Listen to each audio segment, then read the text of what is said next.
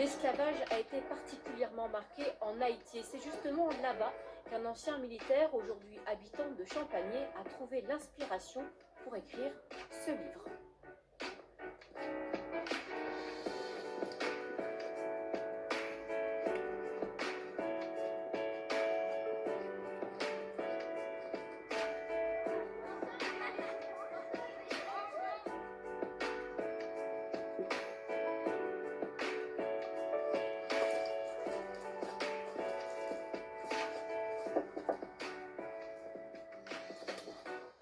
Bonjour. Bonjour, comment allez-vous? Très bien, je vous en prie, entrez. Merci.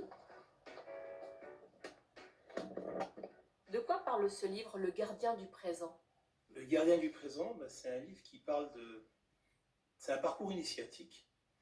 C'est un livre qui va vous faire vivre de formidables aventures. Donc il va vous faire voyager dans pas mal de pays, en Orient, en Occident, mais surtout il va vous faire voyager dans le temps. Et un petit peu dans le futur, mais beaucoup dans le temps, dans le passé en fait. Dans le passé, vous allez vous retrouver à des époques, par exemple à la Genèse, vous allez vous retrouver avec le royaume de Salomon, le royaume du roi David de l'époque.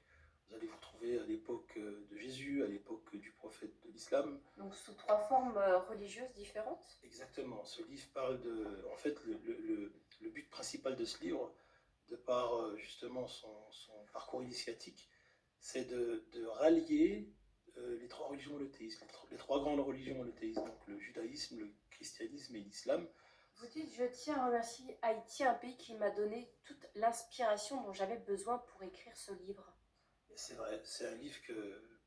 Vous l'avez écrit à Haïti? Oui, à Port-au-Prince. Je suis resté là-bas une année pour des raisons professionnelles. Et je ne sais pas comment vous l'expliquer, c'est magique. C'est un pays, pour moi, c'est un pays magique, Haïti. Donc c'est là-bas que l'inspiration m'est venue. Malgré ce qu'on pense de ce pays, pour moi, c'est un pays où les gens ont un très très grand cœur. J'ai énormément d'affection et d'admiration pour les Haïtiens en général. Donc j'ai écrit ce livre grâce à ce pays, oui, grâce à eux, grâce à la magie qui se déverse dans ce pays. Il y a énormément de magie dans ce pays. Donc j'ai été guidé, on va dire, spirituellement durant des nuits et des nuits. Donc il va y avoir un tome 2, mais quand, je ne peux pas vous dire. Et vous allez l'écrire où, ce tome 2? Forcément à Haïti, je ne pourrais pas l'écrire ailleurs, c'est impossible. Donc vous allez partir à Haïti pour écrire le tome 2? Forcément, je serai obligé de retourner là-bas pour l'écrire. Ce rendez-vous chez vous est à présent terminé. J'espère qu'il vous a donné l'envie de venir visiter Champagné. Quant à moi, je vous dis à bientôt pour un nouveau numéro.